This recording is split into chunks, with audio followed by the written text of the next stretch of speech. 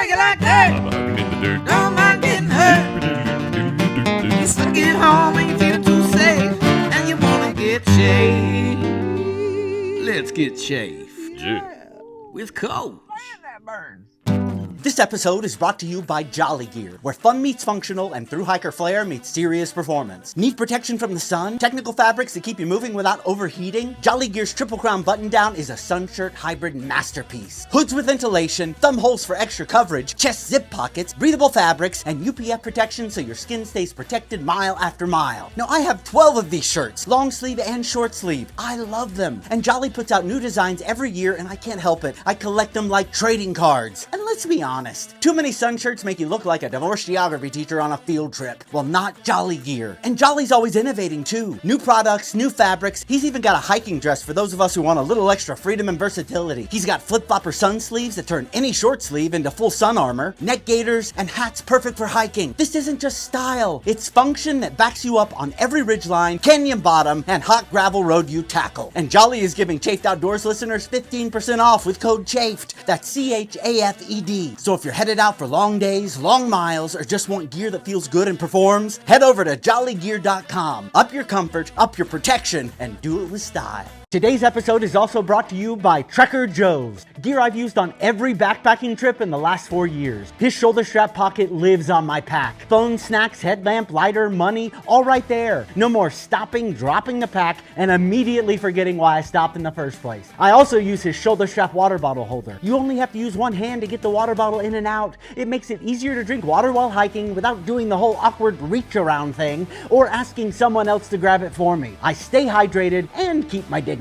I'm telling you, these are the best pack accessories and fanny packs. Comfortable, secure, and perfect for the stuff you need constantly or whatever random item you swear is essential. Trekker Joe's is a cottage brand that makes gear that actually improves your time outside instead of just adding weight and regret. It's made by an experienced hiker for hikers, and you're in luck. Joe is giving Chafed Outdoors podcast listeners 15% off. Just use the code MARION15 at checkout. That's MARION 15, or click the link in the description and the discount will automatically apply. Thank you, Joe, for keeping my essentials handy, my water accessible, and my sanity mostly intact.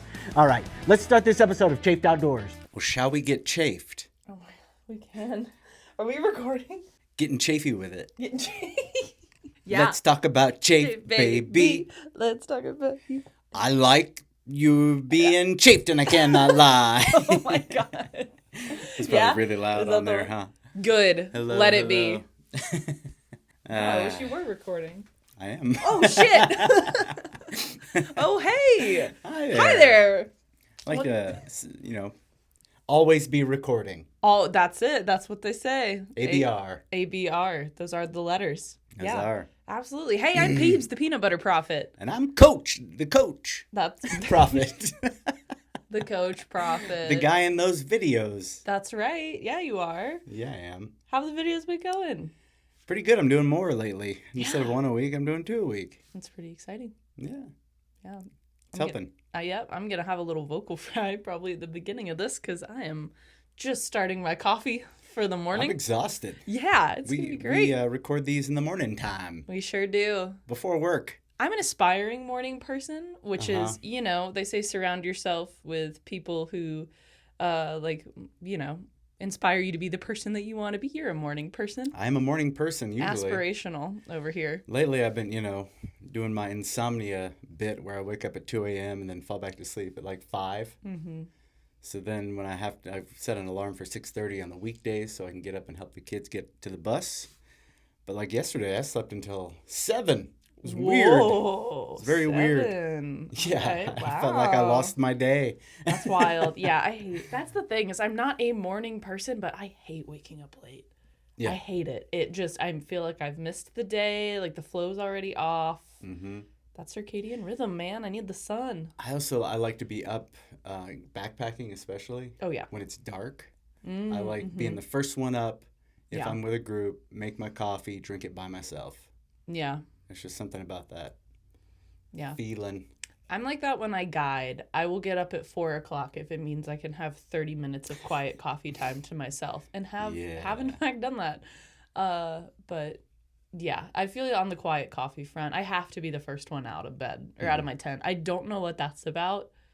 It's like an evolutionary thing. I can't be exposed. Exposed? Or I guess the opposite of exposed. But, they could all be surrounding my tent if they're all up before me. And then I'm like a little creature coming out and thinking, Mm-hmm. yeah, can't be cornered. Cornered by campers. Listen, that is the guiding experience if you guide with teenagers, I tell you. But, Oof. yeah. Well, man, speaking of guiding and hiking and getting out there. How do you find a hike? Oh, my God. Google. And this was this week's episode. It was great to see you all. Well, basically, I mean, it helps. No, yeah. I mean, there's so many What different... do you tell a beginner? Like somebody who's never... Yeah. Who's wanting to start hiking, and what do you tell them? Yeah. I tell them all trails. All trails. The free version, just to find out what's around you, because it's really good about lists. So you go on and you give them your location, and it tells you like 10 hikes near you, and you can use the filters to decide what you really want to do. Do you want a view? Do you want a waterfall? Do you want backpacking? Do you want hiking? How many miles you want to do? How difficult it is? How crowded it is? Yeah. I mean, I think that you just kind of nailed on something that I was going to bring up, which is I think the first thing before you are even looking for a specific hike is you have to think about what you want. Out of the hike, no two hikes are created equal. You could be hiking on the same trail in the same season and have completely different experiences in terms of views or waterfalls anything like that. And so, I mean, I feel like we're always just by nature of being an outdoor podcast or any kind of adventure podcast, you're going to talk about do your planning, do your research before you go out. But that starts... What do you want? What do you want?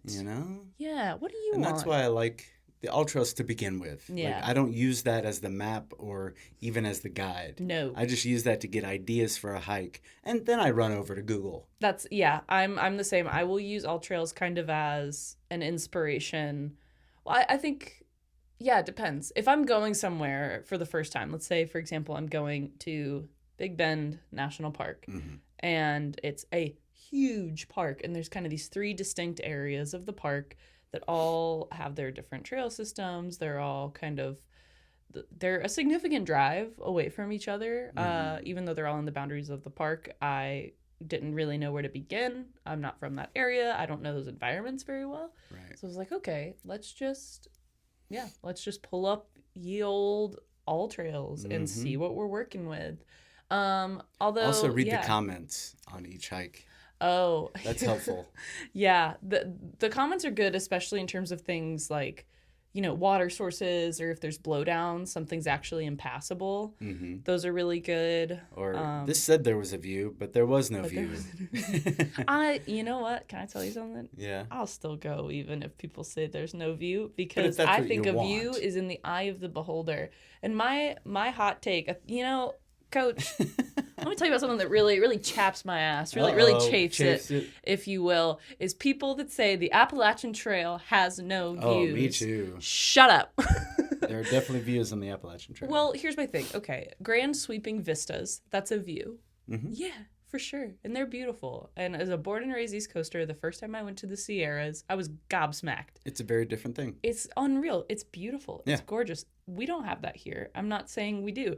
But I need the people that act like the AT is just walking through a black, 4x4 tunnel box for 6 months to acknowledge that the green tunnel is beautiful. It is. It is the coolest canopy. I've also heard of view fatigue for people on the PCT. Yeah, I'm sure. They stop being grateful for it.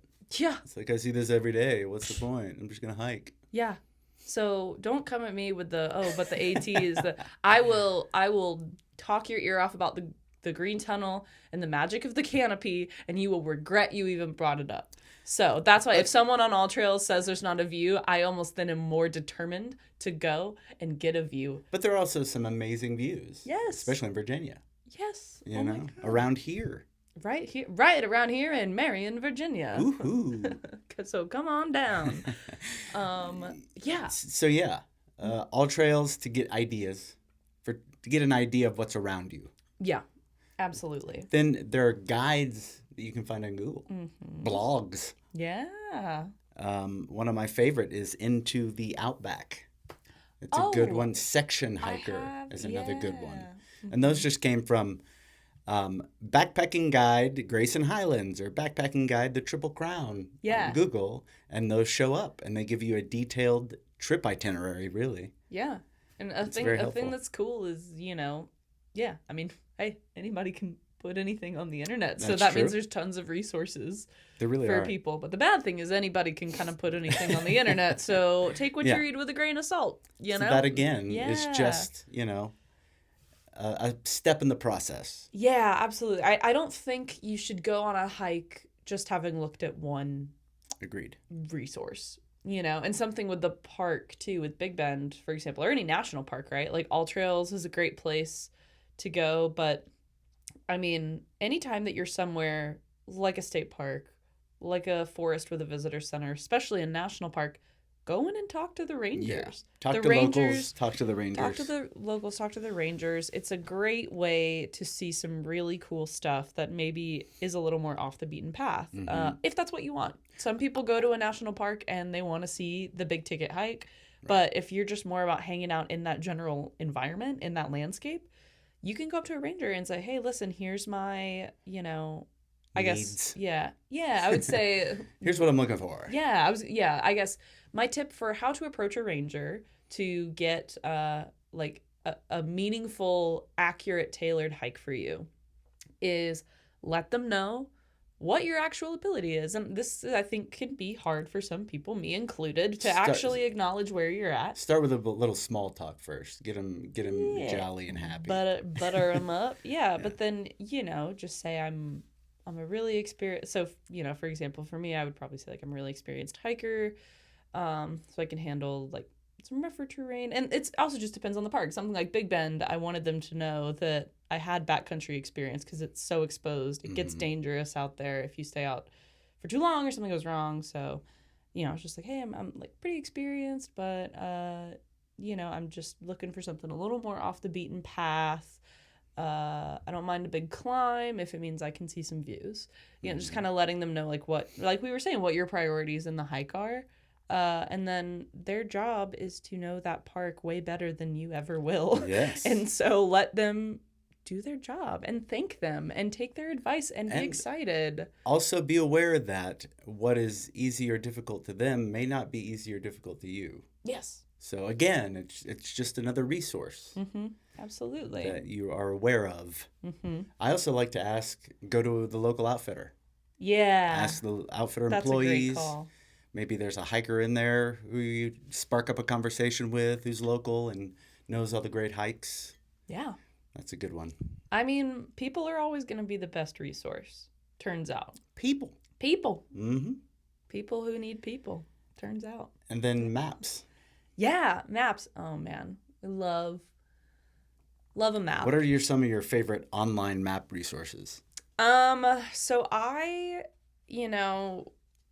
so on my thru hike attempt, chill out, everybody. Chill. I know. I used Far Out, formerly known as one of the best. Gut Hook. Yeah. I just wish it had every hike ever. I know. Yeah. But the thing is, I like Far Out. It to me, and I mean, this is because it's geared towards thru hikes, right? This is kind of the whole nature of it, but it's geared so towards point A to point B. There's not a whole lot of detail once you deviate from the path. That's true. Which I think that's okay because that's not what it's meant to be. If there is a cool little side trail, it does a pretty good job of marking. There is a side trail here. Yeah, with a little blue line or something like that. So for something like that, really, really enjoyed using Especially Far Out. For the comments. Hiker social media, man. Far Out. Just sometimes when I'm hanging around at the shop, I'll just go and look at comments that are up around the trail right now. Just what's going on up there? What are they doing? And kind of, it's the proverbial water cooler of the trail, it's I think. The social media of the hiking world. Yeah, actually. Yeah. You can't scroll at night in the forest, so you just got to go through comments and see people talking about snake orgies or the snorgies Oh happening my. at shelters. Yeah. Is that a thing? Beware the snorgy in Pennsylvania. No kidding. Yeah, they're on Lehigh Gap. Wow. Those snakes were loving those rocks and each other. But I've heard that term. yeah. Hey, Far Out it's a dictionary as well as a resource as well as social media, you know. Love it. But yeah, so I mean, I use Far Out. I've used Gaia GPS before. That's a good one too, yeah. I do like Gaia. I'm not particularly married to it, but it's just the one that I know pretty well now. And a lot of it depends on the Yeah. hike. Oh yeah. I'll use different maps depending on what hike I do. Mm-hmm. I'm a big fan of CalTopo Yeah. because it is a resource of people who have actually hiked the trail and that they can give information based on their hike. So they do the GPS and it marks where they're going. Mm-hmm. And you can use different people's routes, which Yeah. I enjoy. Yeah. For bike packing, Ride with GPS Ride with is GPS. amazing. Nice. Yes. It's just so clear because it is, again, it's a resource of what people have already done. And then they'll mark off, oh, you can eat here, there's water here, there's campsites here. Mm-hmm. And you can just see it all in one little map. And then you can hit Nice. follow and it'll take you on that route. That's awesome. Yeah. I love that. Yeah. Um, I mean, one thing that will be very interesting to watch in the next year or two is Apple. Have you heard about this? tell me. Well, so Apple, have you heard of Apple? The iPhones, you heard of them? There's hot new thing. Let's see. Checks Apple Watch. Yeah, so Apple is kind of, I don't know that I don't think they've bought out All Trails. I think it's just kind of meant to be a direct competitor to like your All Trails of the world that kind of have, because I would compare All Trails to more of like the Yelp of the hiking world. Out of, if That's we're why talking about all these It's different, just for ideas. yeah, like all of these apps we're talking about kind of serve different purposes, I think, right? Like Gaia, you can plug in coordinate, or like point A to point B. Things have different stretches for every Topo day. as You can well, color yeah. code your stretches, which I always think is fun. And then, yeah, CalTopo, like you said, is crowdsourced information, but All Trails is very much kind of each of the trails are listed. They have 4 or 5 star ratings and comments and stuff. Very, I think, like you would see on a review site for something like restaurants. So Apple has, from my understanding of what they're doing, kind of taking that framework and integrating it into Apple Maps. Oh. So now Apple It'll Maps be in Apple Maps. is Apple going- Hikes. Yeah. Okay. But it's just in the same map app What are that they you using? use to, I don't know. I don't know much people about actually hiking and then they take their. I don't know what Data? specifically they're using. This is, I just got a thing on my phone the other day that said introducing trails. That's fun. And it tried to walk me through it, but I was in Hope here. it's not as bad as Apple Maps. Yeah, well, that's the thing. Listen. Yeah. Ugh. So now there's going to be an option. You know how there's the option for drive, bike, walk. There's going to be hike option. Wouldn't that be fun? Yeah. I mean, I do love if you put in the AT, like you just type Appalachian Trail into Apple Maps or Google, it comes up just, as a straight line because it's thinking hiking nonstop 24/7 and it's like does it 25 days or something like that. Oh, does it do And that? you're It like, doesn't yeah. actually. Every time I put it in, it just takes me to the closest trailhead. Oh, But I don't maybe know. that's I mean, Google. either way. I don't use Apple Maps a lot. Yeah, 'cause 25 days inconsistent. seems reasonable, right? I think we can do it. Yeah. It hasn't been done. No. What's the fastest known time? 44, something like that? 44 days. Something like that, yeah. What's her name? Tara Dower. She holds the record still. Did Lila not take, was Tara supported? Yeah. Ah, there you go. Yeah. Lila is the unsupported champ of the Yes. world. Yeah. Cool. Yes, I respect that. Yeah. Lila's very awesome. Was that this year? Yes. Cool. Shoot. I might have not heard about that. Lila's trail name? Oh my gosh. Is it Sugar? Lila, I'm sorry. I can't remember your trail name. But yeah, also, yeah. She holds the women's I guess it didn't trans. count, but We love her. one of the bakers, is it Sarah Baker? Wow. I don't know. The she's on social media. Redhead Gazelle is her trail name. But Oh, she did yeah. it supported or not unsupported this year, and said she broke the record, but nobody talked about it. So maybe she just did it for herself. You know, and sisters are out here doing it for themselves. I love it. And we love that. That's it. Yeah, man. Shout out to the FKT folks of the world. Fastest known time or fastest kissing time, if you're me. Oh. That's, yeah. Let's all kiss. Let's all kiss. Yeah. I'm never going to drop it. It's just my favorite That's pretty thing great. maybe you've ever put in a video. If It's you just don't perfect. keep it simple, stupid is what the kiss is, but it can be whatever you want it to be. Sure can.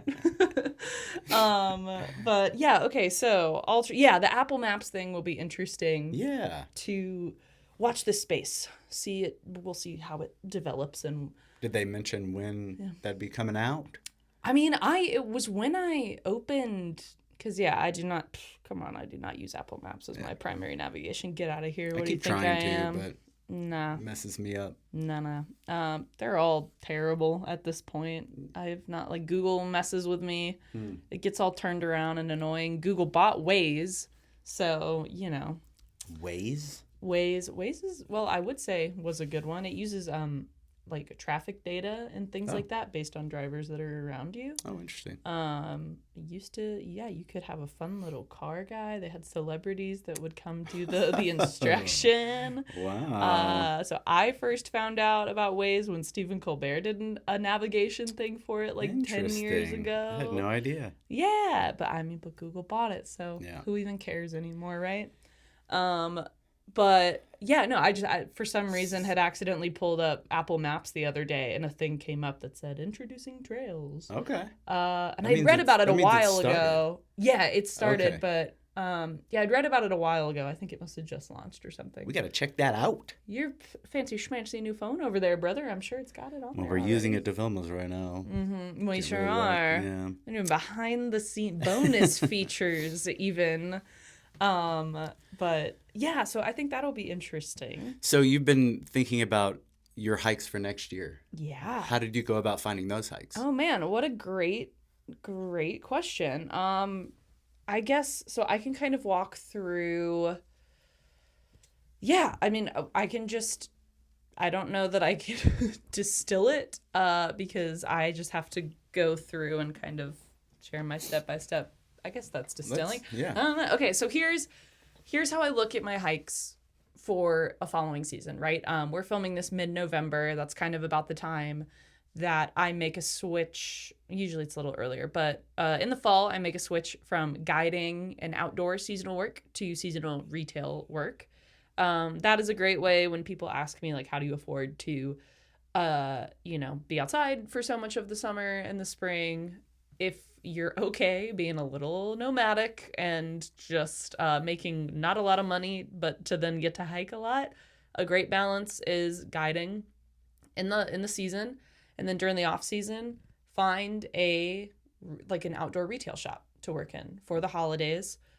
You get discounts. There's things called pro deals, and you can then kind of beef up your kit for the next year. Make your little list. And then as soon as you get there, just, upgrade what you need to upgrade, take advantage of that. And then most of those seasonal retail jobs will kind of, at least in, the Midwest where I've been for the last few years, because the winter runs so long, the seasonal jobs actually go until, late February, early March.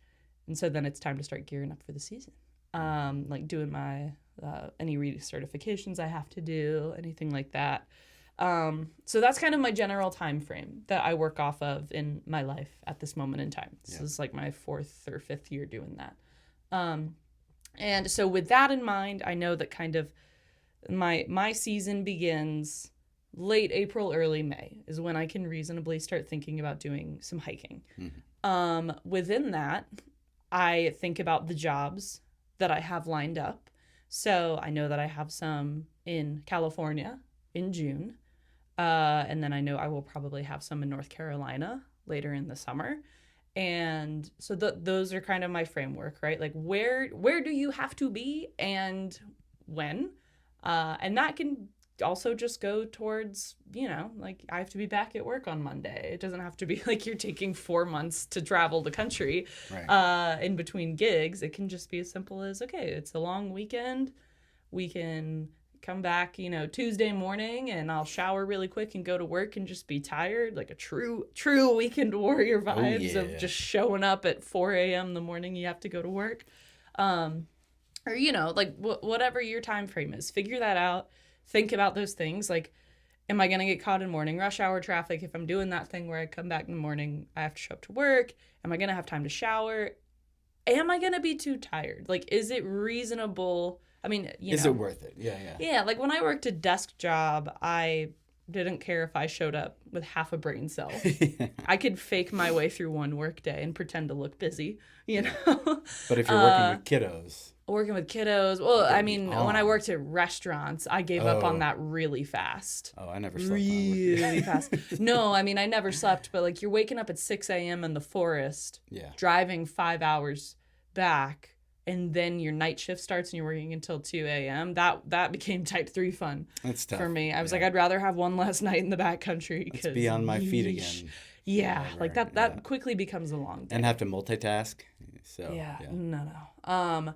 But yeah, so the first thing to consider, where do I have to be when after this trip ends, And so kind of with that, thinking about, okay, well then how many days can I go out, right? So, for example, one trail that I'm planning next year, looking at the distance, knowing yourself and knowing your body, because also, I think Miranda from Miranda Goes Outside had a great thing recently where, she was like, no matter how experienced you are, how many years you've been backpacking or hiking, the first trip of the season is always going to be hard. Mm-hmm. It's always going to be the hardest. You have been holed up as a cozy little hibernating creature all winter, which is good. Human bodies are meant to ebb and flow. And what's interesting, the last hike you did, you had your trail legs. Yeah, exactly. So it's going to be very different. Oh, yeah. At the start of next year. Yeah, I mean, that's a whole other thing about processing the end of a monumental thing by watching yourself slowly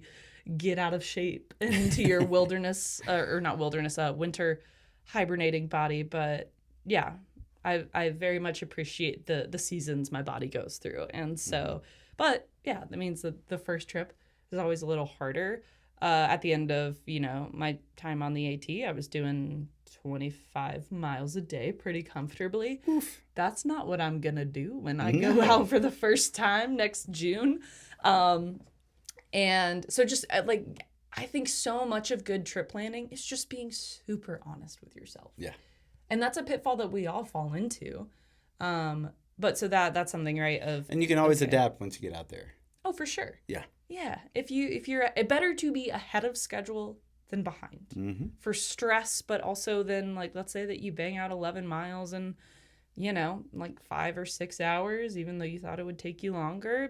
Great. It just means you get to stop and hang out, smell the roses and hang out.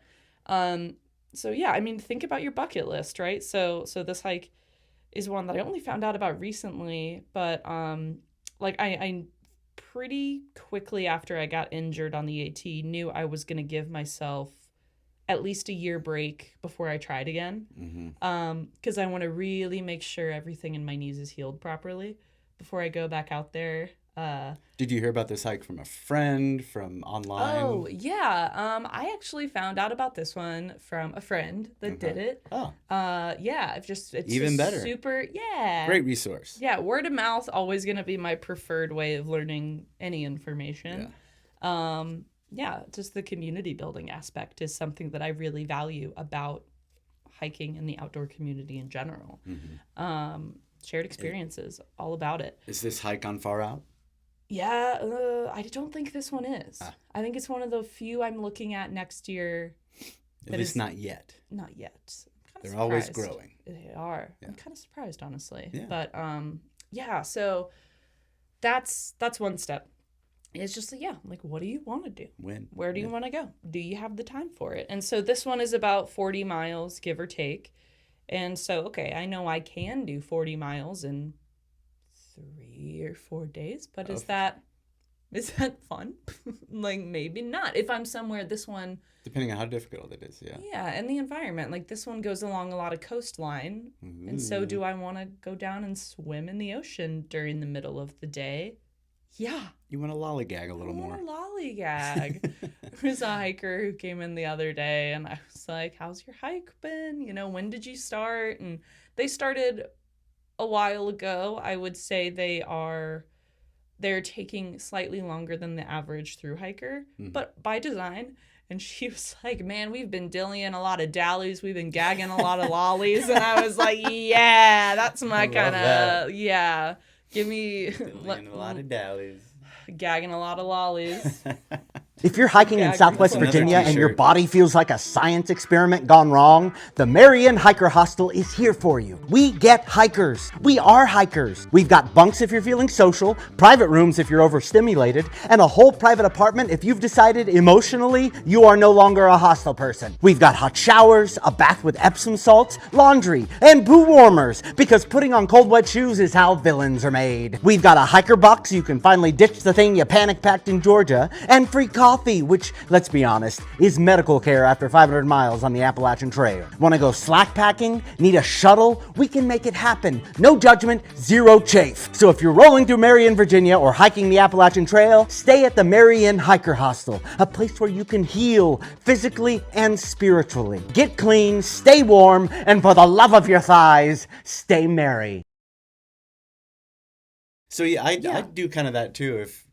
If I'm going somewhere, if I have like a work trip, I'll look at the area and see if there's a backpacking trip I want to go on or a bikepacking trip I want to go on. And I'll go earlier if I want to do it or stay later if I want to do it. Yeah, for sure. I think a big thing is about, building that time into your itinerary as is. It doesn't have to be this whole other giant, undertaking all the time. Yeah. If what Definitely you've got sometimes, is 6 hours and you're in a place like Durango where we just were, go do a little, mile out and back. If that's all you got time for, that's equally as delightful. If that's all you got. Big key. Being honest with yourself and how do you want to spend your day? If you want to spend all day hiking, that's great. That's awesome. But several of and I do have some of those hikes next year where But this is your the first hike, so. The first hike, take it slow, be gentle with yourself. It's got like an 1,100-foot elevation in the first 2 miles. Oh boy. So it's definitely not an ease into it, but then you're up on a ridgeline cruising, come down, go to the beach, come back up. It's going to be great. Yeah. But yeah, so I think those are kind of your first 2 steps. Those are just about the general logistics of it. I love a spreadsheet. I'll say it. I mean, that's my stage management background coming back in. I love a spreadsheet. And so kind of the way that I will break up my spreadsheet is how many miles. So I'll find the campsites, and that's something I kind of tend to go to the internet for. Your travel blogs, your articles on websites like the Trek, where it's just an information of the commons kind of. You can see everyone's different routes. Now, is this one that you had to pick the camp? You have to pick the campsites, and yes. Okay. Yeah. So that's where did a good you find that distinction. information? Yeah. Yes. So that's a great distinction. I guess we should also kind of back up and talk about permit systems a little bit. Yeah. Because it is something that people encounter. So you figured out the hike you want to do. You figured out when you want to do it. The very cool thing, and also the kind of difficult thing from a logistics standpoint, is that backpacking and hiking are becoming more popular. And that's so great. But also, that means we're starting to have things like permit systems and lottery systems in place to manage the volume of people that are going through a delicate ecosystem in a day. And, there's pros fair. and cons to that. There's a whole episode in there about permit systems. But one of the most important things you can do is, as soon as you decide this is the hike you want to do, get on a website. Like, for example, this is managed by a national forest. Right. That's what I was going to say. Yeah. Well, the permit information will be on the National Forest or State Park or... Yeah, so one of the websites you will see used a lot at various levels of land management is recreation.gov. Fun fact about recreation.gov. Let's hear it. That is a privatized website. Is it really? Mm-hmm. .gov? Yep, they have outsourced that to, the people taking in money from recreation.gov are separate. Interesting. I don't remember who owns it. All of I mean it? it's a private like entity. Right.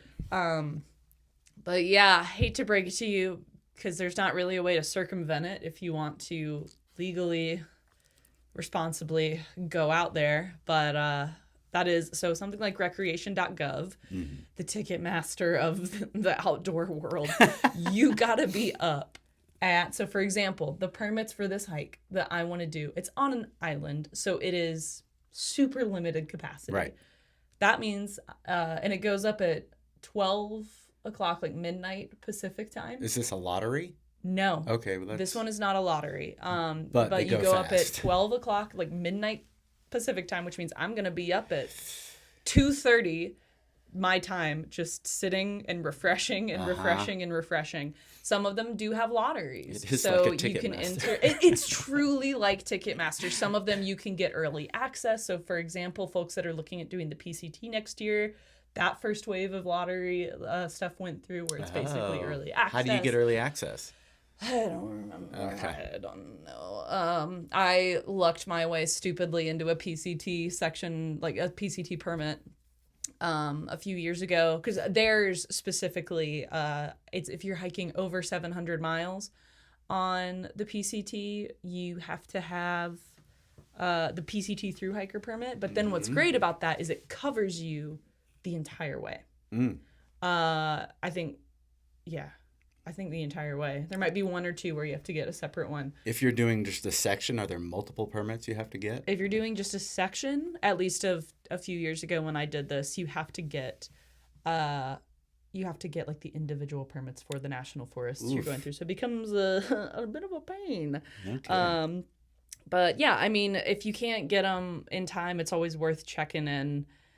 You know, a couple days before his cancellations. A lot of places do also have the same day registration where you show up at the box office, aka the ranger station, and they will save a certain amount of permits to give out day of, or the day before is a very common thing. So are the permits on recreation.gov, and that's where you'd sign up for Most them? of the time. Okay. Yeah, most of the time, if you go to a national park like website, let's say, it will bump you to recreation.gov. Gotcha. So, but the earlier you look at that, the better. So in my spreadsheet, for example, for this hike, I've got the name of the trail at the top. I've got the date and time that the permits go live next to a hyperlink. So I don't have to be Googling to find it. Smart. It's just right next to a hyperlink that I can click on. This one, you also have to have a ferry. So I've got the link to the ferry right underneath. This is one where, so some ones will just have a general backcountry permit, right? And that covers you wherever you want to camp. Like you mentioned, this is one where you do have to choose your specific campsites you're going to stay at every night. Right. So that is, again, where knowing what you're capable of. So you have to plan is a little very more. important. You do. Not as much adaptation. Correct. And that is, again, kind of where I think the websites come in handy, because you can get such a large sample size of what people have done. Find the people who their trip log sounds like the kind of thing you want to do. So someone might go 15 miles their first day and like, okay, yeah, so I know that that's a campsite I can reasonably get to. But this person only went 6 miles the first day. Or for example, what I'm probably going to do is it's a ferry ride out and then an 11-mile hike that's pretty strenuous. And I can do that, but I've ferried to islands for hikes before. And I get out and I'm all like stiff from being crunched up in a ferry for 5 or 6 hours. And then you got to hike 8 miles and that's just So you not start fun. then? And it's late in the afternoon. You're already like, so basically there's a campsite right kind of the trail. at the trailhead. Yeah, It's a chill out different- for the night so you can get a fresh start in the then- morning. Exactly. So That's that's kind of the thing. That sounds more fun to me. I would rather have it take an extra day, have to do some larger miles just to not immediately feel rushed and be stressing the entire time I'm on the ferry about, oh my God, I got to get out there and whatever. And did your friends send you their itinerary of what they did and suggestions? They haven't, but I haven't asked for it. Yet. Yeah, I mean, totally could. But but your friends on the internet, right? There's a wealth of resources. So I kind of read a bunch of blogs about it, found the campsites that seemed nice to me, all of that. And so then on the spreadsheet, I will list out the name of the campsites, the miles, like from point A to point B that day, like how many miles I'll be hiking each day.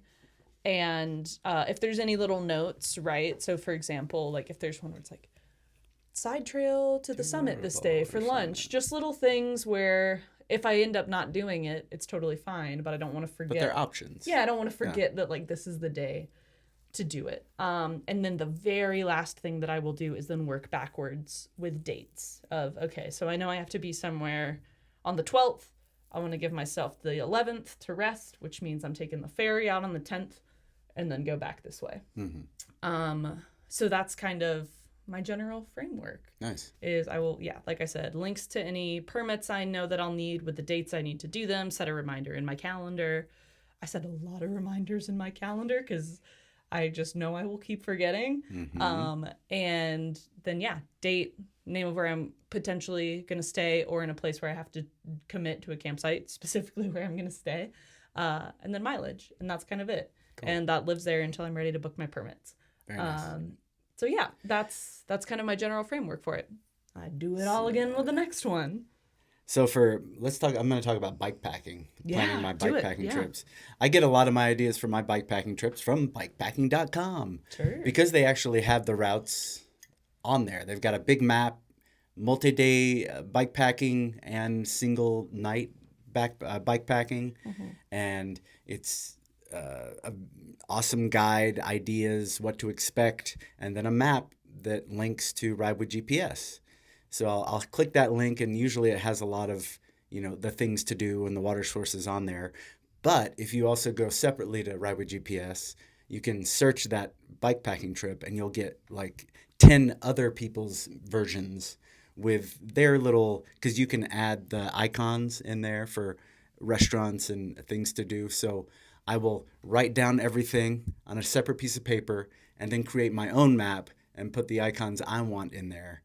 So definitely do all the water sources and then certain restaurants I want to check out. I'll even go to Google, and if there's a town you go through, and I'll look for different restaurants that people haven't gone to yet and see what I like. So I've been going through bikepacking.com trying to check off all their overnighters and all their 2 or 3 day trips. So that I can say that I've done them. But it's such an easy resource for bikepacking, bikepacking.com. They even rate the trails. They're usually very hard. What they consider bikepacking is you have to at least hike a bike at some point on the trail, which means get off your bike and hike because it's so difficult or too difficult to ride. Oh, wow. So most of their trips are difficult. If you're looking for an easy first bikepacking trip, I always suggest going to a rail to trail site or finding that used to be an old train path because they're easy. It's because a train is heavy and it can't deal with lots of elevation at once. So I always suggest that for the beginner bike packer. Yeah. But there's lots of great resources for that. I don't know if I fleshed that out enough, but that's what I do. What is something like permitting look like for bike packing? Honestly, I've never had to deal with a permit because I've been always afraid to travel with my bike. Mm-hmm. So maybe if I went to Iceland to do one or Greenland to do one, I would have to get a permit. But the idea of taking apart my bike and mailing my bike with me or flying with my bike in a box and having to put it back together when I get there just is terrifying right now. At some point, I plan on doing it. So when I do the Great Divide and fly to Banff, I'm taking my own bike. I'm not going to rent anything. So you got to go to a bike shop and get a big bike box that they are delivered in. Take apart your bike and mail it or fly with it. Check the box and put it back together when you get there. Could you take one of the trains that goes up through? I have done that before. With your bike? With my bike, you still have to take it apart, or at least one wheel off, because there's only so much room that they give you for your bike. I did that to start my Trans-Virginia route. I got a ride to Roanoke and took the train up to D.C., and, never having done it before. But they're like, yep, you had to put it right there, and it can't go over the line. So I tried to put it in there, the whole thing, and, of course, it was sticking out. So I had to take apart I had to take off a lot of the bags too, because that would stick out the line, and they were very strict about it. Yeah. They were almost mean about it. It's like, it's just, I'm going to have to take, okay.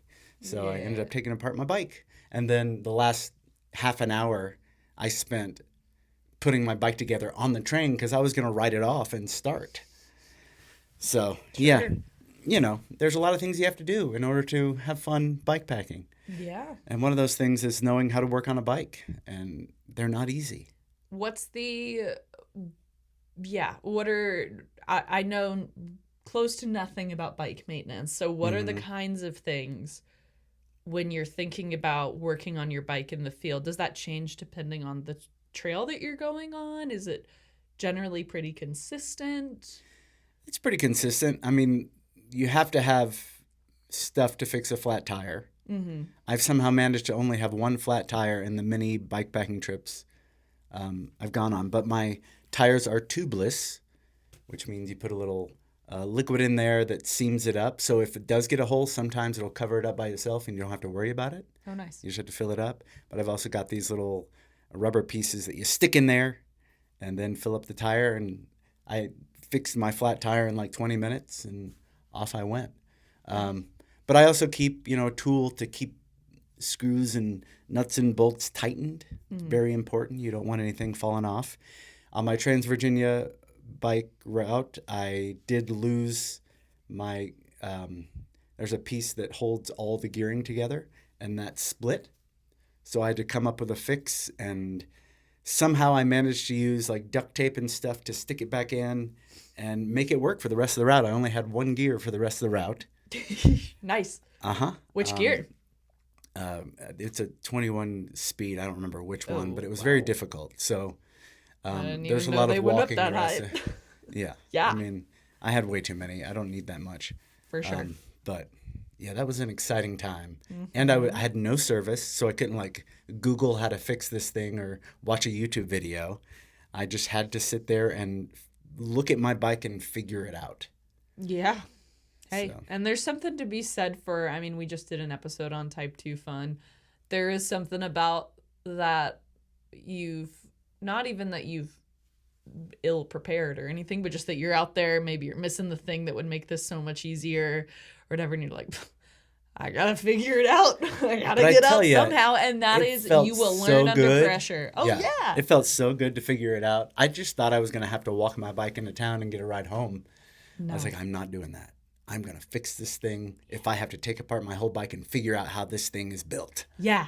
No, that's amazing. And I can't even tell you what parts are called. I'm just like sitting there going, yeah, it was this thing that attaches to this thing. And there you go.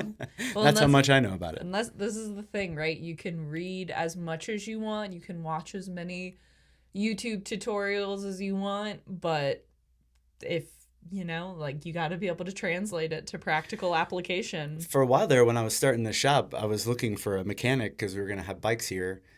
Couldn't find one. But I almost thought about going into a bike shop and saying, can I just hang out here and watch you guys work on a bike for days upon days so I can figure it out? We got to bring back apprenticeships. Apprenticeships. I'm telling you. Yeah. There are in the tattoo world, I guess. There are. Apprenticeships. There are in the theater world. Yeah, but yeah. Yeah. Are there apprenticeships, or is it just unpaid labor in the theater world? Yeah, there's that. And many others, but yes. And I mean, trades still have them for sure, but I think on the whole we need to bring back apprenticeships. Somehow we got off the subject, but it was fun. Yeah. Bikepacking is fun. Backpacking is fun. Yeah, they're all fun. And finding a trail is actually pretty easy to do if you're willing to look for it. That's the thing. And one of the beauties of it becoming more popular is that with popularity usually comes accessibility, right? And that is the thing. Yeah. I was thinking about before I grew up, I started backpacking when there was no internet, when we didn't have cell phones. Thinking about how I found trails then. It was just asking around or word of mouth. Yeah. Luckily, I had friends that hiked. Luckily, I knew there was a national park nearby. And I knew that if I go and talk to a ranger or talk to somebody out there, they'd be able to tell me the best backpacking routes there. And they did. And it worked out. Yeah. Well, and I mean, I think that Wow, I just completely lost my train of thought. And I think that... I think sometimes, not all the time. Wow, need another cup of coffee. We're allowed. It's entertainment. Yeah. Hey, this is, I've done pretty well. What are we, 4 or 5 episodes in? And it took me this long to just completely draw a blank in the middle of a sentence. Hey, better than me. For how much it happens in non-podcast recording life, that's pretty good. That's pretty good. No, but I mean, I think that there's really something to be said for that in-person like communication and finding out from people that know and that have actually done it. I'm not going to get on a whole think PC soapbox about, we just don't talk to each other anymore. But I mean, that is like, I don't know. Yeah. I think it's also it helps you form a more meaningful connection in my mind when you actually get to, have those be like, oh, this is that waterfall where so-and-so said they slipped or whatever, right. Also, if you're a beginner, look for hiking groups in the area.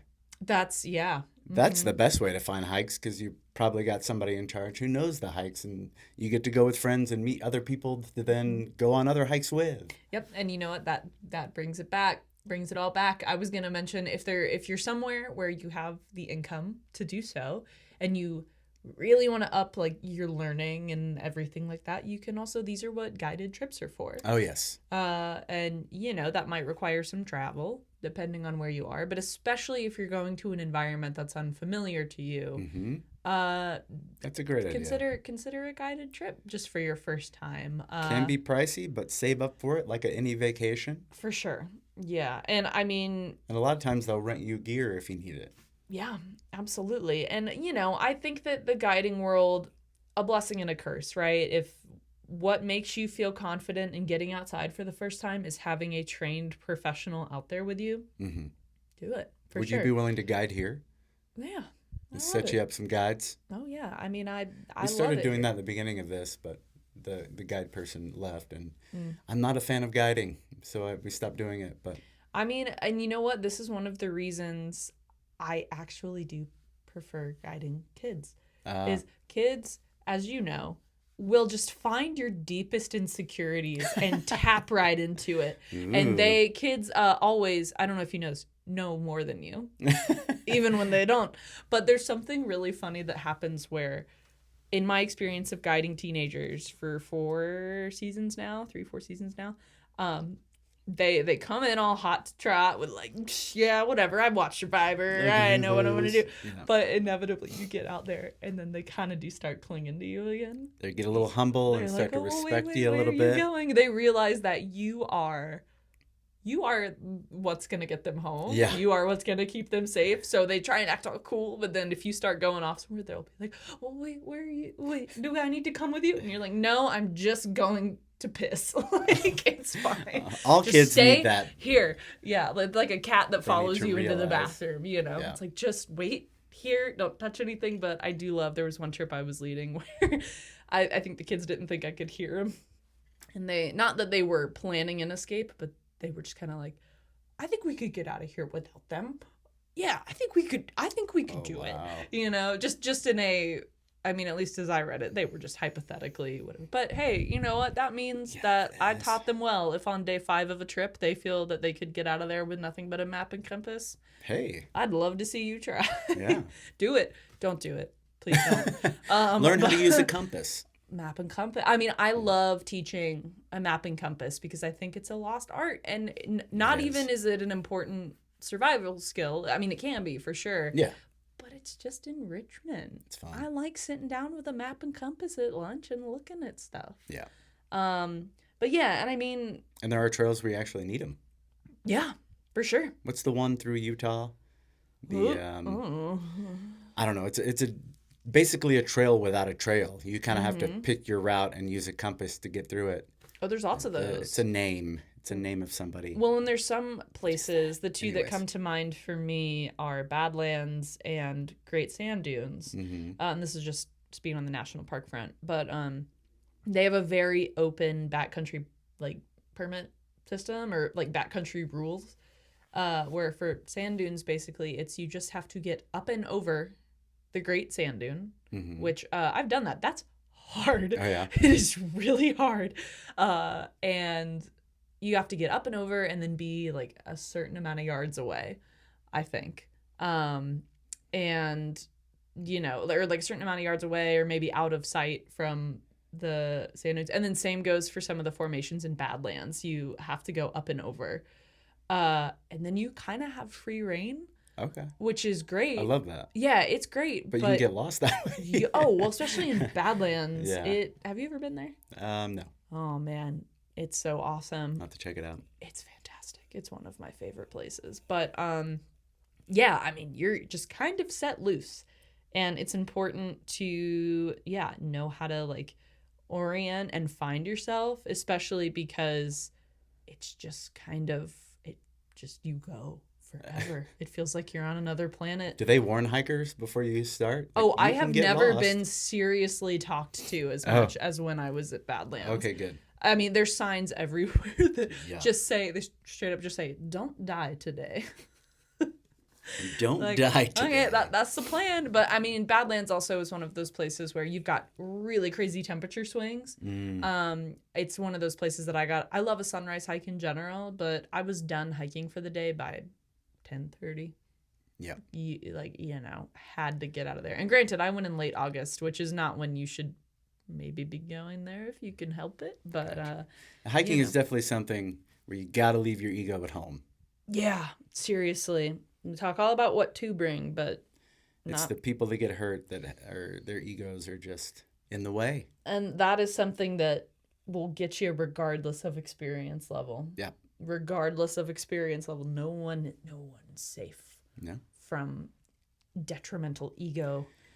But Leave it at home. Be prepared. You'll be safe. You will. And I think there's just kind of one more thing that's interesting that you briefly brought up, but it's just the concept of accessibility too, right? Like I think that there's two sides to this coin. There's the idea that, hiking doesn't have to mean you're going out and doing the whole AT or, even a 40 miles hike on an island, because that gets expensive. Mm-hmm. But any way that you can connect with nature is valid. And I saw something the other day that was like, what do you consider a hike? Is it walking through like the park on a paved road? Does that count as a hike or what? And I was just kind of like, who cares? Right. Who cares? Like, we're getting so caught up in the semantics. Isn't it more important that people are just kind of out amongst Going outside. nature, Mental out, health. touch grass? Why don't you?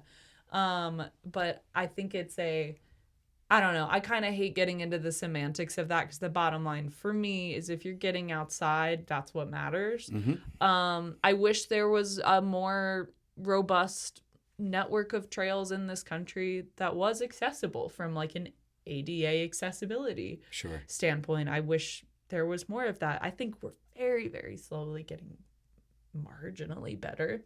Mm-hmm. But yeah, I mean, whether it's physical ability, whether it's, like the expense of going out and doing something like that, especially backpacking can have a very high cost of admission.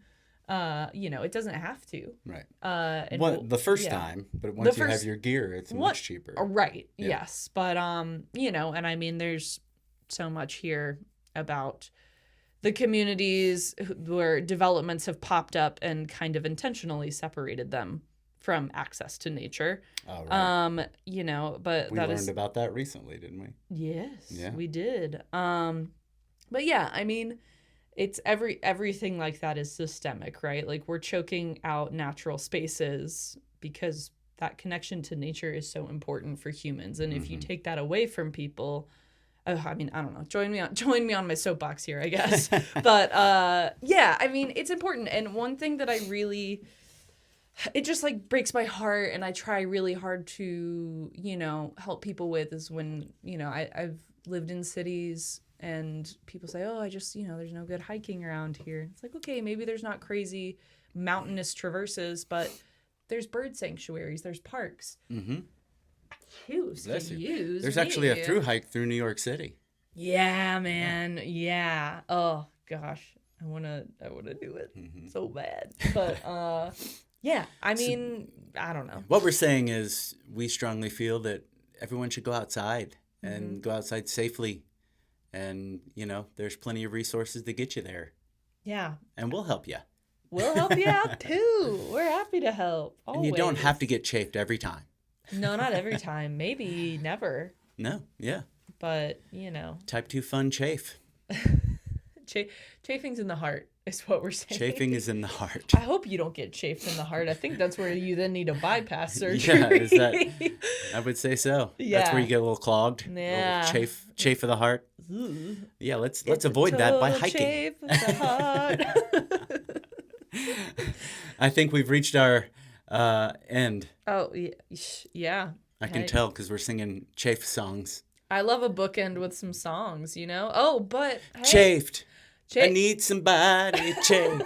Not just anybody. Chafed. Do you want to talk about some gear you're stoked on? You got anything else? Oh, do you have something? Let me think about it. Yeah. Oh, well, I'm wearing some new overalls. Had some Livson overalls on the other day, which I love. But these are called all overs. Overall, Can I all just overs. tell? It took me far too long to get that. It took me a long time.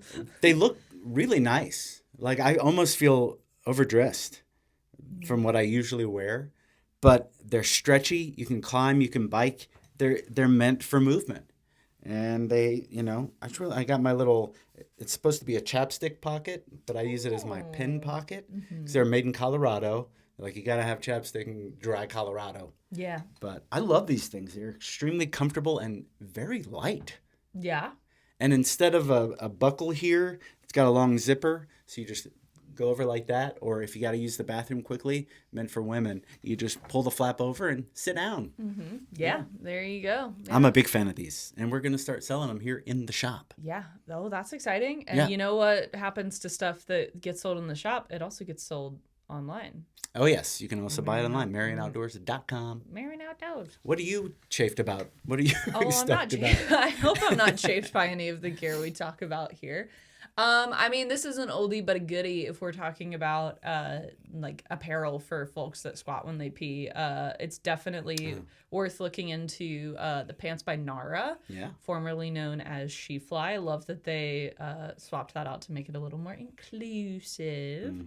But yeah, there's something that I don't remember what we were talking about the other day, but I think that you totally have every right with something like that to just kind of rest on being gimmicky. Right. But the pants are actually a really fantastic high quality fabric. They are. I don't know what kind, but I got a pair of their shorts. Yeah, you like that? Don't mind getting hurt. Just get home and you feel too safe, and you wanna get shaved. Yeah, they're super heavy. Let's get shaved. They're really high quality. If you're not Cool. familiar with them, basically the concept is there's a regular fly zipper, but then there's also a zipper that goes from the front all the way around the back so that you don't have to like fully drop trowel to pee in the woods. And they recently partnered with Livson to make some overalls. They sure did. Yeah, and the colors on those are really nice. I do like a more neutral gray, so I ended up going with the other model without it's the Go Fly zipper trademark. But yeah, speaking of overalls, some great stuff. Speaking of stuff that helps you if you squat and when you pee, those are always fun. Look into a pair. I've been testing out jackets lately. So and I've got like 3 on the way. So soon we'll be talking about the best jackets ever. Ooh, that I like sounds lightweight exciting. but also warm. Yeah. I like jackets all year long. So yeah. We'll tell you all about them Sounds when awesome. I get them. Cool. Let's get shaved. Let's get shaved. Let's all kiss. Let's all kiss. That's right. Aww. Oh, there it is.